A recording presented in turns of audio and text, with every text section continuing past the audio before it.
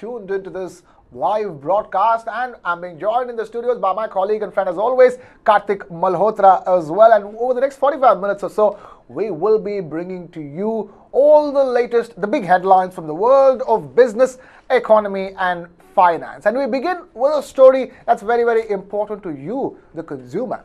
And that has got to do with the deadline that expires today. The deadline to link your Aadhaar card with your PAN card expires today on the 30th of June. It's very important that these two are linked, because at the end of the day, how much tax you will be charged gets calculated correctly based on your linkages between your Aadhaar and your PAN card. To put it simply, the Central Board of Direct Taxes is keeping a watch on it. So what happens? What are the benefits of linking your Aadhaar to PAN? And what will happen to you if, as of date, you haven't linked your Aadhaar card with your PAN card? To help us understand that, Karthik Malhotra now joins in the studio. Karthik, talk to us. People like us did it many years ago, but this is the final deadline, and it goes a long way in making sure our financial documents are linked, in that sense that they're not in separate silos. Aadhaar is not in a separate silo and PAN is not in a separate silo. But if you can tell us, what really is the advantage of linking this together? So Krishna, deadline and finality don't really go hand in hand when we talk about linking Aadhaar and PAN. And it's another day, it's another 30th of June, it's another deadline. And should we consider this deadline as sacrosanct or not? I don't know, given the number of times this deadline has moved and the flexibility that this deadline has held all these years. I'm not sure if we can reach a stage of finality today. Fair enough. But let's hope it is. Okay. It's been an issue which has been pending for many years now. In fact, before it was extended, 31st March 2023 was the deadline. Obviously, it got extended prior to that. 31st December 2022 was the deadline. So every quarter, the deadline moves by a quarter.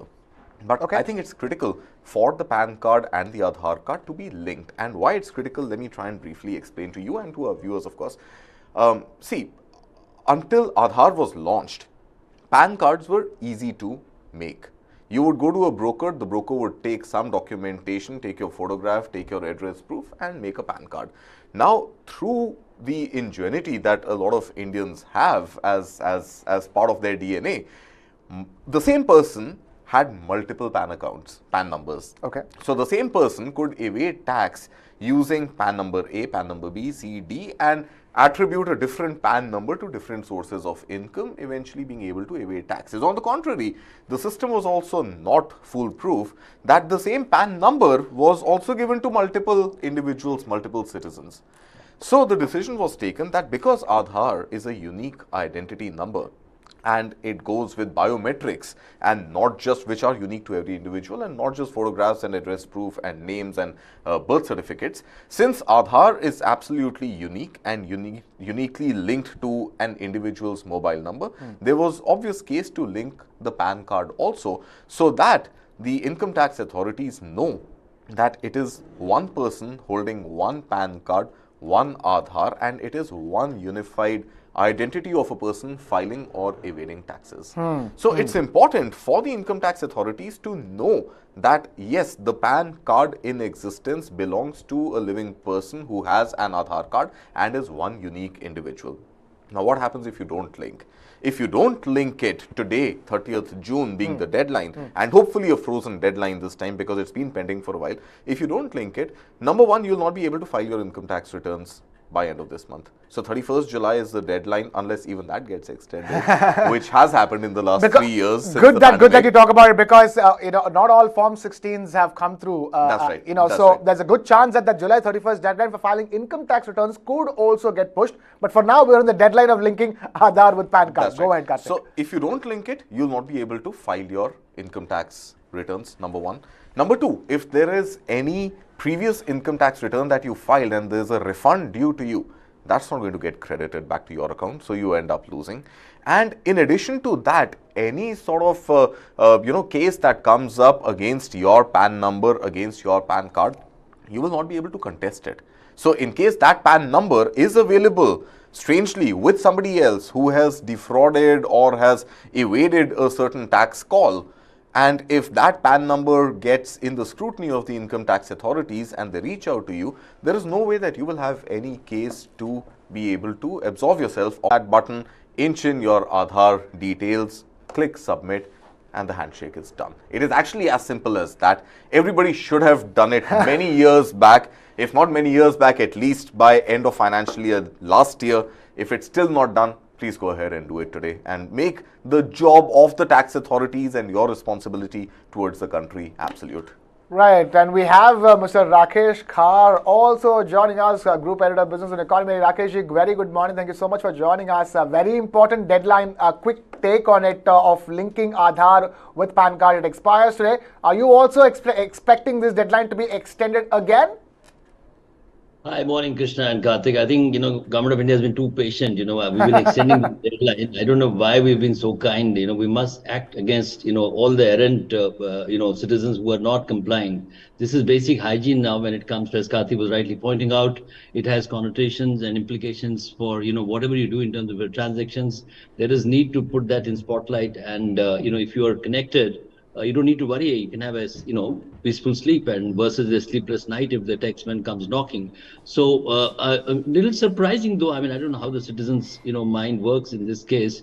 Aadhaar facial recognition, which is a recent addition or an innovation or an adaptation that has come about. There's been a massive jump in that, about 34%, and people are taking to Aadhaar as one basic hygiene and as a digital identity. So in that sense, whatever is, there is grudgingly though, when it kicked off as a mandatory thing, there was some resistance, but now Aadhaar is part of our day-to-day life as our digital avatar. But why this reluctance to, connect your PAN with Aadhaar and have a very, very peaceful way about how you transact yourself? Right. I would call for further extension. I would call for strict monitoring and enforcement and seeking out those who are not complying. All right, you're asking for penalties for those who are not linking their PAN with their Aadhaar. Because we've been very patient. I mean, I think there's been too many extensions of deadlines. I think, fair enough. If you are not adhering a deadline yourself, you will not have greater respect from the citizen, and they'll tend to misuse it. All right, fair enough. We will move on, but keep it with the customers, Rakesh ji, that we're talking about, the consumers over there. They are facing the brunt in another department, and that is to do with the bank locker rules, which were revised, and you had at least 50% of locker holders having to redo their agreements with their respective banks, according to the Reserve Bank of India's latest directive. But how has that process gone along? Well, not so well. There are discrepancies from one bank to another, and there's also discrepancies between one bank branch to another branch within the same bank. So customers are facing the brunt. Everything from stamp duty to the new agreement being signed is all a stalemate. Karthik Malhotra and Rakesh ji continue to be with us. Karthik, talk to us. Again, a very crucial, important thing. Reminded during the COVID wave, the importance of lockers and putting things in lockers and how safe lockers are. And here you have discrepancies from one bank branch to another. Absolutely. And what are these discrepancies? Honestly, one bank is okay to provide you with the contract, with the legal stamp paper. Right. And the contract printed. All you need to do is sign it and your job is done. Read it and sign it, of course, and your job is done. Whereas another branch of the same bank tells you that, hey, stamp paper is something you've got to go and procure on your own. So why don't you go to a notary, get a stamp paper, come back, we will print out the contract and we sign it. So obviously attracting the ire of the customer. Now add to that confusion. Some banks are saying that a 100 rupee stamp paper will do. Some banks are asking for a 500 rupee stamp paper. Exactly. So there is no rationalization, synchronization on what is the real mandate, what is the requirement. Will a 100 rupee stamp paper hold any less authority legally than a 500 rupee stamp paper? So is there some sort of a confusion in the directives of the RBI, or is this some just another way to hassle consumers? We don't really know. Now, let's understand in context why these locker rules and contracts are getting amended. So, the latest contract that got approved by the banking boards and the Indian Banking Association had drafted everything as per whatever the mandate of the RBI was, except that it included a provision where the bank where you hold the locker could be held liable to up to 100 times the annual rent you pay on your locker in case of multiple contingencies, including fire, including building collapse, and a couple of other such exigencies, which were deemed as act of God. Now, the RBI looked at the fine print a little late, I would say, because these agreements were signed till last year. Now, the RBI woke up and it said that, fire and building collapse is not something that the bank would be able to guard against. So, let's exclude these from the penalty due on the bank up to 100 times of your annual monthly locker rate and redraft the agreements. So, everybody who had gone and signed these agreements till Jan this year or till March this year now need to go back to the bank and sign another set of documentations. Right. Now, the challenge is for those who don't live in the country, NRIs for example, do they need to come back and sign it? It cannot be done digitally. People above a certain age, physical mobility issues, etc., who've done this process again need to go back to the bank and do it. But I think more importantly, we've just revised the agreement last year and we've met whatever target was set out to get these renewed agreements signed. And now RBI wakes up a little late in the day and puts this deadline again on banks and by way of banks back on the customers that we need to complete this exercise by 30th of September this year and a 50% completion by 30th of June, which is today. And if we don't reach that target, we again decide to perhaps extend the deadline of 30th September also. So, we are in the same quagmire of confusion. Rakesh ji, I want to bring this to you. Karthik has just put this into perspective very well. One was that there was revised rules and then the revised rules got revised again with a new deadline which could get revised again. Phew. Help us explain the rationale of what is going on over here. What was terribly so wrong with bank locker rules that we are in this quagmire now? Krishna, there is a context. Karthik, I think, briefly alluded to that, but the intent was good. So it all emanated from the highest court. There was a nudge to the RBI where it was, so to say, ordained that there is better protection of the locker from the customer perspective. So, before all this confusion came about, the bank didn't have any liability when it came to the locker. And, so to protect the customer in terms of very, very valuable things that the customer puts in the bank locker and the bank having no, so to say, liability in terms of protecting it. That's where it all started. But now again, we've been going back and forth on how to ensure that there is some basic minimum guarantee in terms of protecting the locker, that the citizen invests deep faith while putting it in the bank. Generally the sentiment is that we put the best and the most secure thing in our bank lockers and then try and forget about it. So at the macro level, Krishna, I would say that there must be a greater nudge from the RBI to the banks, that there has to be greater responsibility, on the banks, especially in terms of the three categories that Karthik identified: natural calamities, fire, and stuff. Ultimately, if there's a fire in my house, I have to be held responsible. Similarly, if the bank is putting, has to be the custodian of the most valuable stuff that a citizen or a customer, invests in the bank, it is important that the bank also becomes equally responsible. So that's part one. Part B is, again, good intent to my mind, starting from the highest court's nudge, but bad execution, as we have seen repeatedly.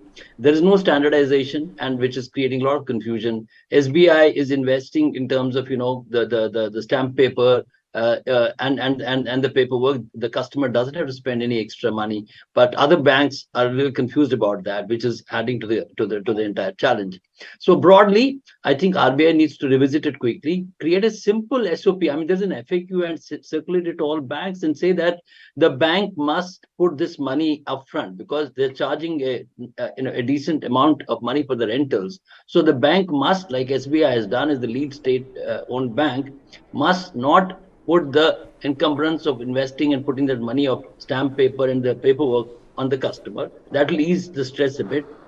And second, the customers also, possibly, there should be probably an online way of doing it, which is not the case to my mind. I don't know, Karthik can correct me right now. It's not, so you're right. There isn't any provision to do it. In fact, you have to visit your locker branch. You can't even do it in any other bank branch. You have to visit the branch where your locker is physically housed. Absolutely. And then denomination of the stamp paper also is varying between bank to bank. Absolutely, So, 100 rupees, 500 rupees. Let's yeah, have the rule I crystal think clear and I make the believe life of the 500. consumer. At the end of the day, I think the life of the consumer has to be made Yeah, simpler, and that is where the whole convenience of banking needs to absolutely. shine out. That you Yeah. have the contracts ready, printed, write the name or type out the name, get the signature, and the job is done. So, but Rakesh, I wanted to actually good morning to you. Sorry, didn't get a chance to greet you Morning, early Karthik. this Yeah, morning. that's right. But I just wanted to understand, even this penalty that RBI has imposed on banks through the way of this contract is only 100 times the annual rental of the locker. Now, on an average, a small locker from, let's say, SBI can be taken at about 2,000 rupees per annum, and maybe about 4,000 2,500, I rupees for guess. a, sorry? 2,500, I think, is the start price. 2,500 or so. 100 times that is 2,50,000 rupees. I'm pretty sure for an average Indian, especially a married Indian, which is when I think opening of lockers becomes prevalent, the value of gold stored in those lockers at today's going rate is likely to be much higher than 2 lakh rupees or 2,50,000 rupees.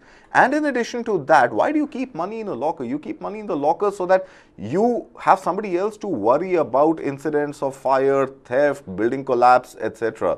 Now, if banks don't take that responsibility and offer you only 100 times the annual rent, which sounds great as a headline number, but when you do the calculation, it's actually not a very large number. For somebody who's deposited 10 lakh, 15 lakh, 20 lakh rupees worth of gold or other valuables in that locker, 100x is nothing.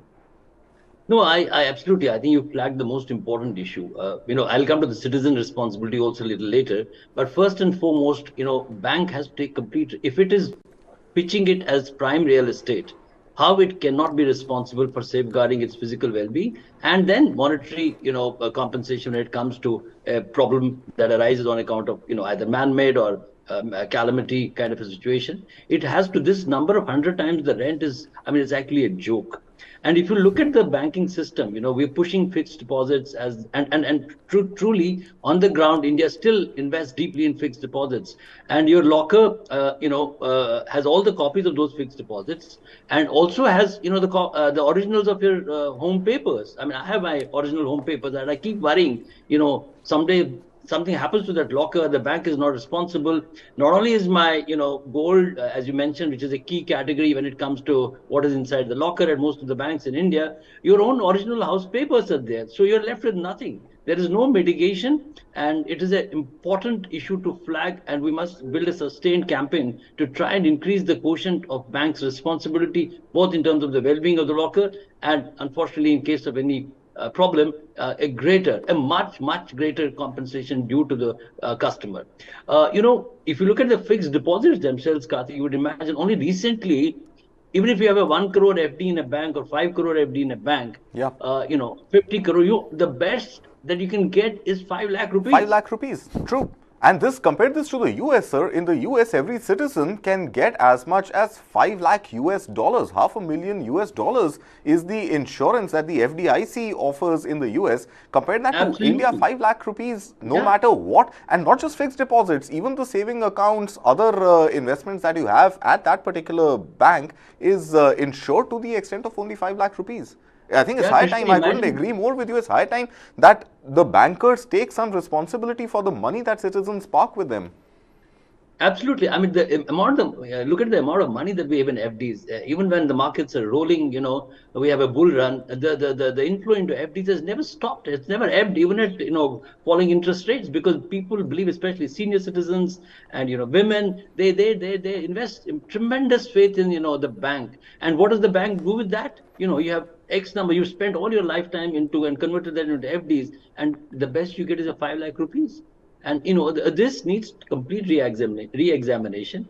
I would again go back to my favorite peeve, that is, this particular government and governments in the past have repeatedly, so to say, bypassed, ignored, to our peril, the Indian middle class. They don't see it as very, very important because probably we're not that important as a vote bank constituency. We have to blame ourselves because partly in the Sobos and the Delhi, South Delhi areas, we don't vote. And so, though that percentage has increased over the last few years.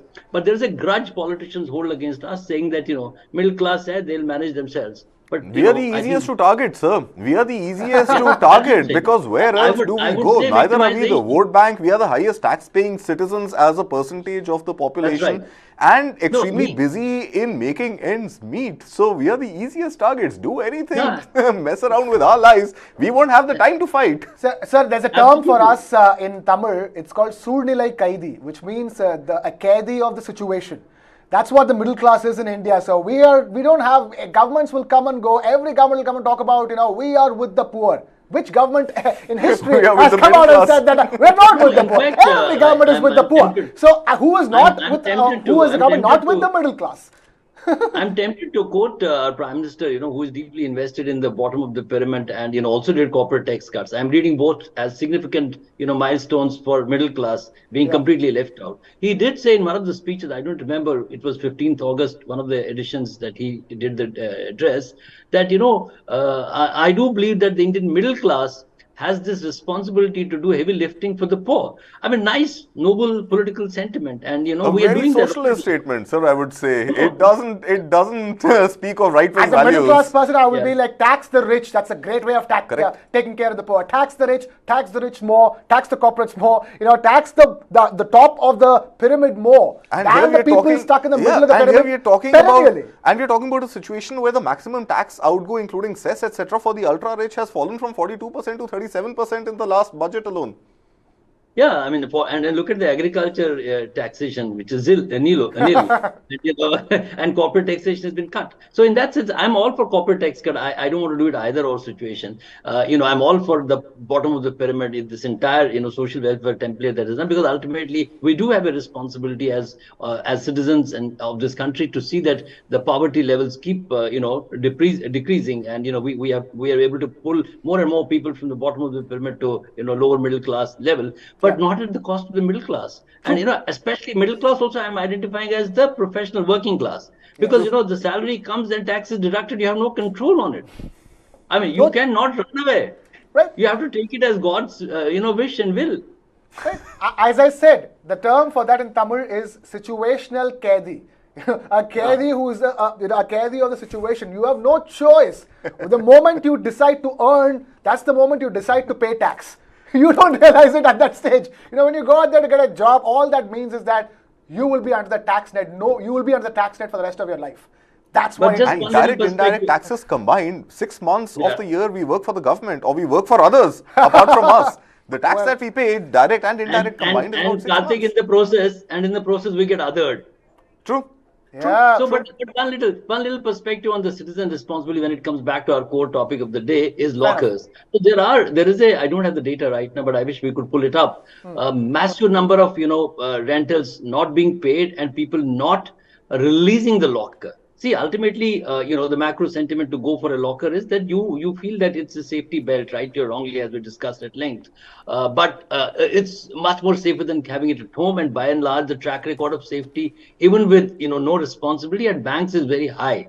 So in that sense, lot of lockers at various levels of the length and the capacity are blocked by citizens who don't pay rent, don't turn up, and don't vacate their stuff from the lockers.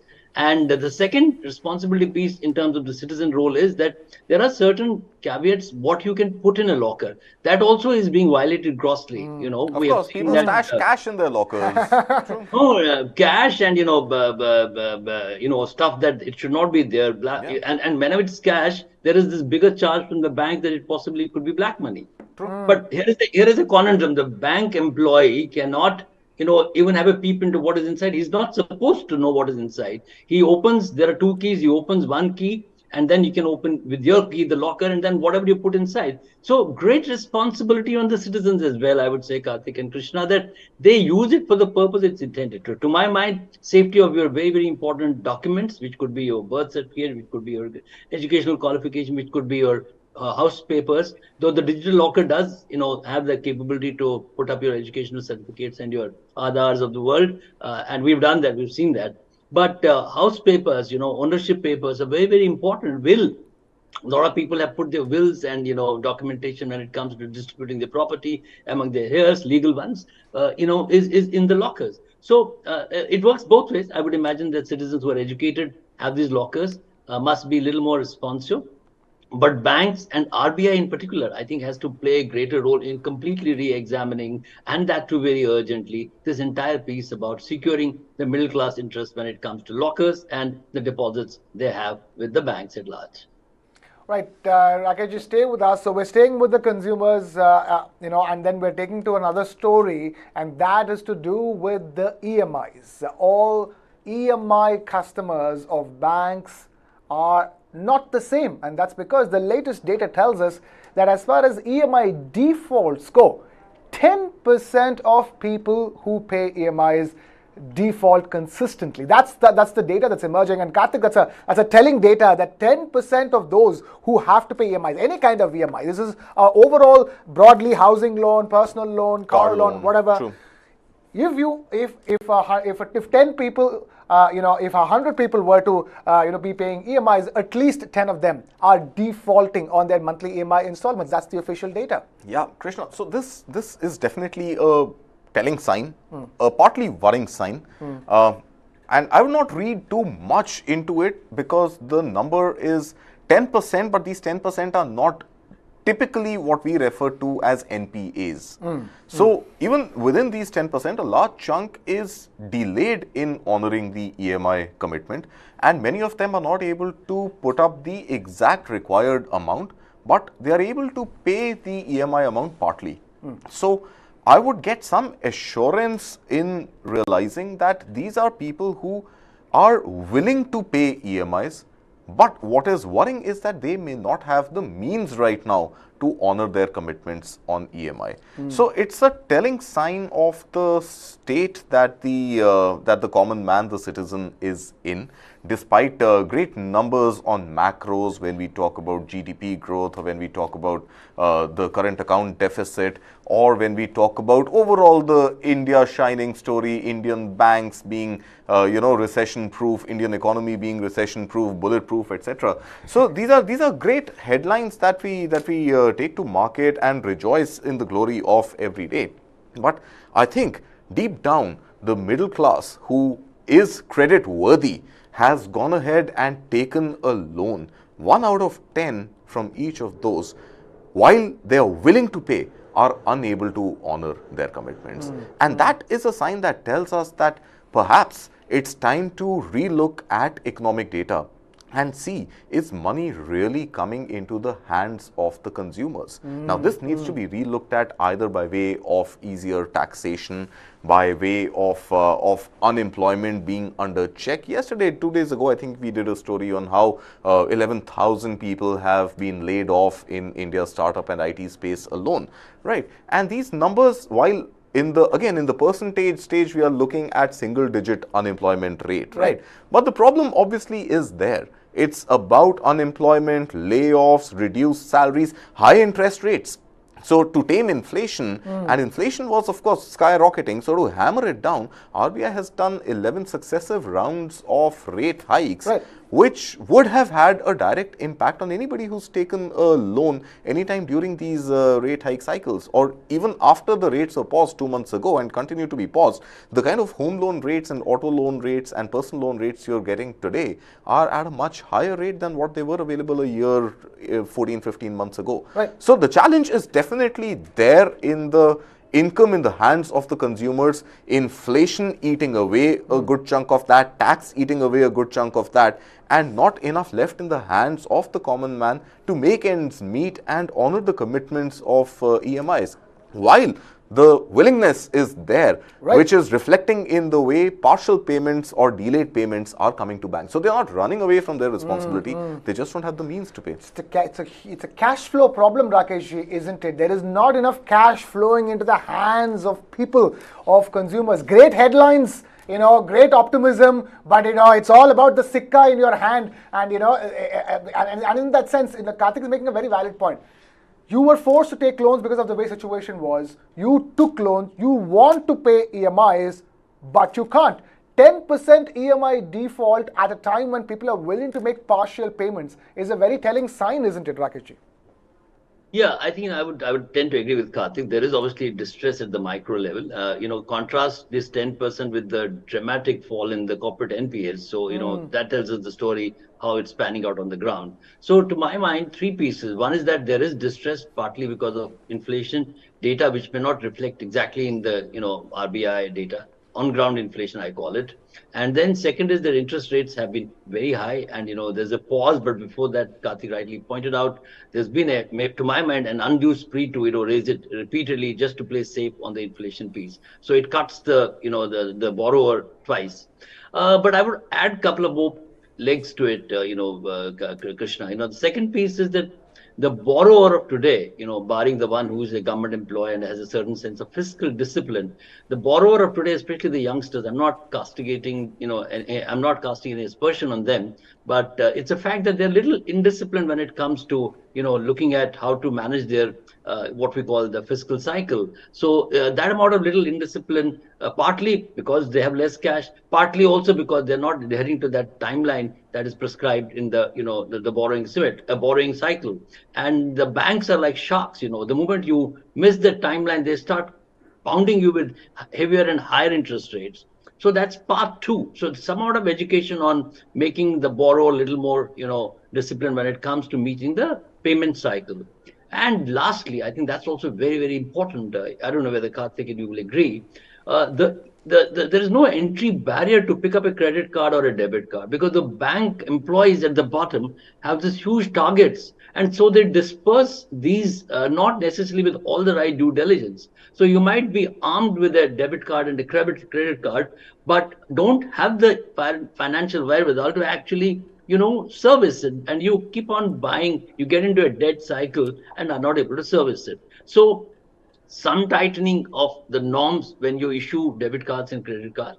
There are stated, terms and conditions. There's an SOP, but I do believe that, and I've seen it happening with, people in the environment, anecdotally, where it is, finally comes through because the bank, sales guy or the manager is pushing certain numbers. He's not looking at exactly the financial health of the borrower when it comes about. Unless and until it's like a housing loan of, say, 20 lakhs and above, then the CIBIL scores, come in. I don't think at entry level, bank accounts, someone is really putting in the effort to do a CIBIL check. And if it is happening, then I would be happy to be corrected. Right. So in that sense, there needs to be rationalization, Karthik, isn't it? Both from the lender's end and the borrower's end, in terms of what is the loans that need to be taken, and what are the EMIs that need to be serviced. But Rakeshji, every time I hear stories about the great macros of India, I always want to know the per capita version of those macros. GDP is great. What is the per capita GDP? Everything, if you boiled it down to the per capita, and then you get the real picture of what exactly is going on in the economy. And we'll be doing that here on Business Plus as well. But time now to move on away from that story to a couple of big stories that I'm sure has been flooding your timelines. Before you move to the other story, I mean, there is a ground fact which is not disputed by anyone, including by the likes of Professor Arun Kumar, who we hold in deep respect, that from 2009 to 2018, we have lifted about 41 crore people from the lines of poverty. So it's not just this government, it's the earlier government as well. So let's not, it's a tedious, remember that we inherited poverty as a virtue, and our socialistic structure made it, even a bigger virtue. So we also really inherited virtues like Aaj Nakad Kal Udhar. We seem to have really, given that the boot and gone to the credit card department of every single bank available. So, what we inherited is one thing, and what we're going through today is one thing, and how we're going to go through it in the future is another thing. So, when I read a headline like 10% EMI defaults, I can't help but be concerned. And it cannot clearly be only because the youngsters are taking the wrong kind of loans. There's a larger systemic issue over here. I'm sure some youngsters out there are taking the wrong kind of loans and not being financially disciplined. It's a matter of distress. It shows ground level distress, which may not reflect in the macros. True, very true. And specifically on credit cards, you've got a valid point. Credit card bankers, those guys who gets these in the malls, outside offices, at airports, who are thrusting credit cards and credit card forms in your hands, they've also got a target. And why have they got a target? Because their department has a target, because the bank has a target to sell X number of credit cards every month, every day, every week, every year, because 50 to, I think the number is almost 60%, 58, 59% of income for credit card issuers is by way of interests on defaults. So they are in a way trying to sell defaults to make money. So, you know, it is, you're right, it is a systemic problem and it's a and great the lesson, lure of easy money. And a great lesson to all the youngsters watching this. Don't fall into traps like that. I have refused credit cards, you know, when they came to me saying that I can't afford this. I really will not be able to service if I were to take money on this credit card. So, you know, once upon a time, there was no easy access to credit. Today, there is so much easy access to credit. I think it's really upon the borrower to ensure that, you know, you take that access only when you know that you can, you know, service that credit eventually. It's a very important lesson, as I said, both for borrowers and for those helping us borrow as well. So, moving on here on the show to a story that we've been tracking, and that is the HR scandal that broke out at TCS. And finally, Tata Consultancy Services' chairman and the Tata Group's chairman, Mr. N Chandrasekhar, has come out and spoken on what exactly went down with that scandal. Because bear in mind, TCS had to, you know, let go of at least 4 people. Now, N Chandra, the chairman of Tata Group, says that 6 people have been barred from TCS related to the HR recruitment scandal. And there'll be more as well as the investigations continue. N Chandra also making it very clear that this kind of a scandal really hurts the company and is not something that you would like to continue to see in the future. Karthik and Rakesh ji both continue to be with us on the broadcast. Karthik, talk to us. We've been tracking the story, and we talked about how TCS was bold enough to listen to that whistleblower who told the company about this event. This scandal, went ahead, took action, and came out boldly to the press. And told the media that this is what's happening at TCS and this is what we've done. And now, no less than the chairman of the Tata Group himself speaking on it. Absolutely. So I think Tata Group, as we've known for decades, Krishna, is an organization and a group and pretty much a family, so to speak, that takes its ethical values very, very dearly. It holds them dear to its very existence. And I think it's the first time in many years that a scandal like this has actually shaken up things at Tata Sons, and N Chandra particularly, because he was at one point heading TCS. He was the person in the driver's seat for Tata Consultancy Services as it became the largest IT services exporter from India. Yep. And it's a company and the values that that he holds very dearly and close to his heart. So he actually came on record during the AGM yesterday and said that he is deeply pained, if I remember the words exactly. He's deeply pained with what has gone down. But yes, at least the organization has not tried to brush it under the carpet. The organization has taken corrective measures already. E.S. Chakravarti, who was heading the resource management group, RMG, was moved out on indefinite leave, and 3 people originally were sacked, and now I think 6 more have been sacked. So the number to my mind is now 9. 9 people associated with this bribe for job scandal have been sacked. Now RMG works with a network of about 1,000 recruiters, recruiting firms. That's a mammoth number. 1,000 recruitment firms, out of which I think 6 have been blacklisted already. 3 were blacklisted earlier, 3 more have been blacklisted. So the total number now stands at 6. How many more skeletons will fall out of the closet of this scandal is yet to be seen. But yes, at least the government taking its corporate governance seriously, taking its accountability seriously, heeding to the blows of 2 whistleblowers and coming out and acting in unison in the interest of the reputation of the organization, and stating that we take our values and we take our employees in our order of ranking much higher than revenues and profitability. So that's a strong statement to come, and taking the responsibility seriously means something. That's the message actually being sent out by all of this. Rakesh ji continues to be with us in the broadcast. Rakesh ji, talk to us. I want to understand, you've seen corporate India evolve, over decades. When you see somebody like N Chandra coming out and saying that, something like this pains him, making it a part of his AGM statement. They could have easily avoided this because they've already taken action on this particular thing. It doesn't need to have a mention in AGM. But the fact that he did says a lot, doesn't it, Rakesh? Well, Krishna, I'm happy that he's done it, but I'm sad that it was allowed to happen. So, in the pure play golden standards of corporate governance, which we hold Tatas to, It is a letdown. There are obviously systemic failures that have happened. I want to draw a comparison with many companies in corporate India, maybe not of the same size, maybe smaller size, but maybe bigger, say Reliance, HUL, PNG, Maruti, JSW, which keep on constantly spending money putting full page ads saying that, be aware of fraudsters when it comes to job employment, notices, or companies or agents or outsource, franchisees claiming to hire on our behalf. So the size and shape and the trust that Tata brings in the public domain, in that sense, I don't know if have seen any such ads from from the Tatas. So that's one way to mitigate it. Obviously, we hold Tata's brand reputation very dear to us. It's a benchmark in itself. The Tata, the group chairman coming on record is good, but there is obviously need to do an internal examination. And it goes beyond sacking 5 or 6 people or some agencies. There is need for sustained communication to build that trust and ensure that with a large group like that, no external, undue influences creep in. I'm tempted to take you back to 90s. I used to cover, Tata's as one of the companies, and I'd gone to Jamshedpur to Tata Steel Factory, and Rusi Modi was the chairman.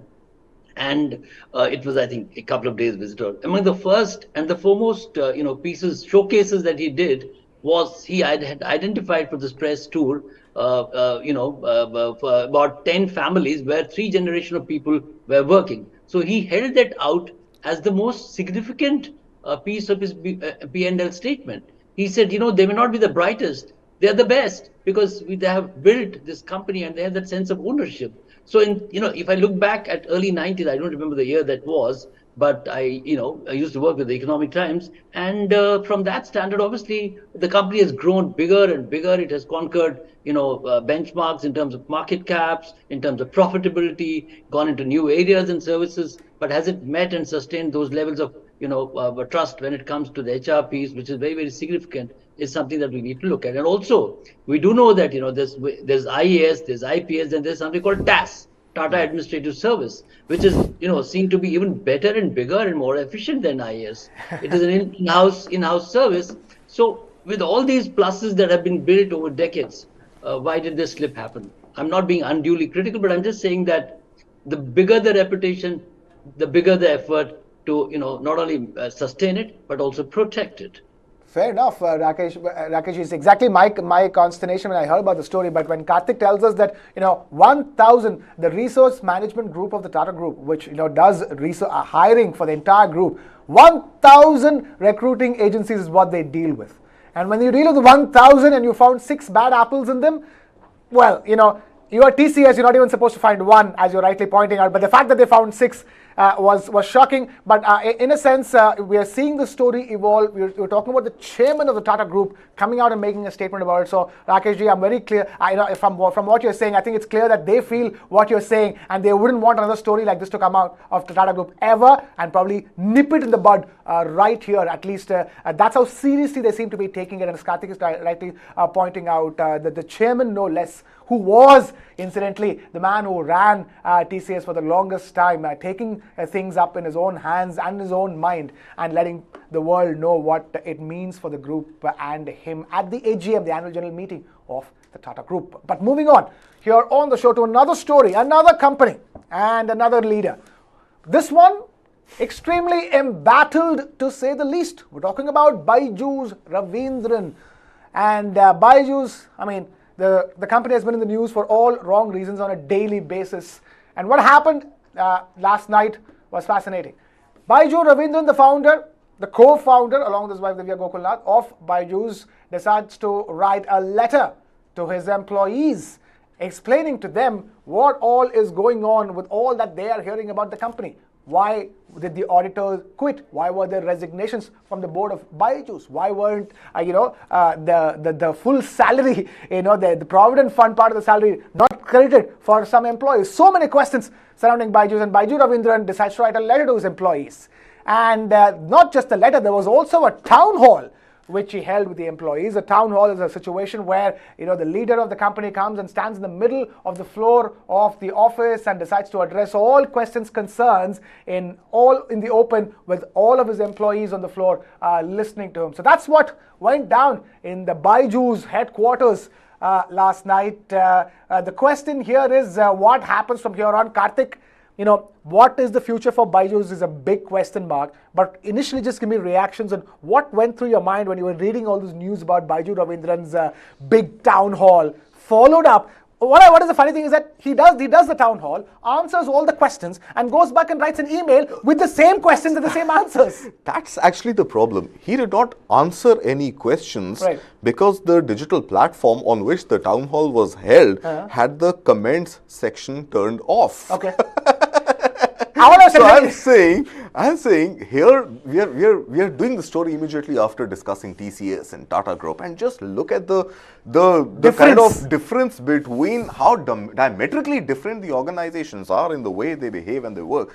Tata Group takes cognizance of two junior level whistleblowers and ends up immediately sacking its head of recruitment for contractual workers and delisting organizations which engaged in that bribe for jobs scandal. And here we're talking about Byju's, where the employees have had no role, or well, let's say very little role to play in the corporate governance issues that have stemmed right from the top. And by top, I don't mean Byju Raveendran alone. I also mean the venture capitalists who have supported him all this while. And Nitin Kamath, incidentally, yesterday came out partly in defense of Byju Raveendran on Twitter and said that it is not the job of the founder alone, but the venture capitalists to also ensure that the company continues to remain on track for as long as these VCs are invested. And this is something that Rakesh had mentioned on our show 3-4 days ago when we were talking about Byju's. But coming back to what happened yesterday, you hold a town hall,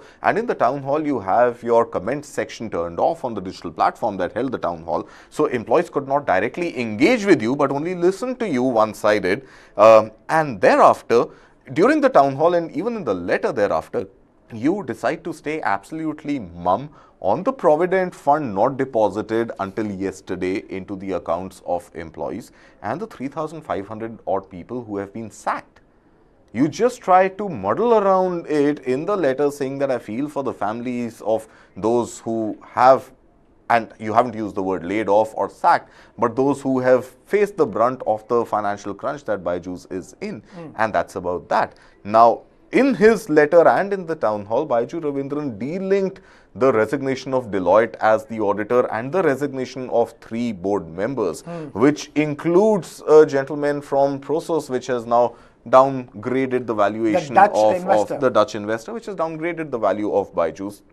Or Sequoia Capital, now called Peak 15, Peak XV, yes. Peak XV, and I think one more investor, I'm forgetting who. So these these are big names. These are big names. These are the big daddies of venture capital, of investments in startups in India. So he's saying the two are independent. And now, unfortunately, financial reporting is not mandatory for privately listed companies. It's mandatory from a corporate governance standpoint, but the government and the National Financial Reporting Authority, NFRA, doesn't have the mandate to go after privately listed companies to file their financial reporting. They go after the public limited companies, definitely the listed companies, but the unlisted, privately held companies, NFRA has no authority over them. So that's the secondary story coming out of this, that does NFRA need more teeth, and do we need to ensure that auditing of books happens regularly for large companies? Because NFRA, National Financial Reporting Authority, recently said that auditors cannot absolve themselves of their responsibility just because they've quit our company. Correct. So just because Deloitte has quit doesn't mean Deloitte can absolve itself of the responsibility of auditing Byju's books so far. But the fact of the matter is that that rule only applies to public companies and not to private companies. And to listed companies. Public limited as well as publicly listed companies. Exactly, and not to private and privately held companies. We'll have to wait and watch on that front, but I'm afraid we have completely run out of time here on this edition of Business Plus. We will continue tracking all the latest big stories from the world of business, economy and finance. But for now, thank you Rakesh ji for joining us on the broadcast, our Group Editor Business Economy Rakesh Khar, and of course Karthik Malhotra joining us in the studio over here. And with that, it's a wrap here from my side. This is Krishna Kumar signing off. Keep it with News 9.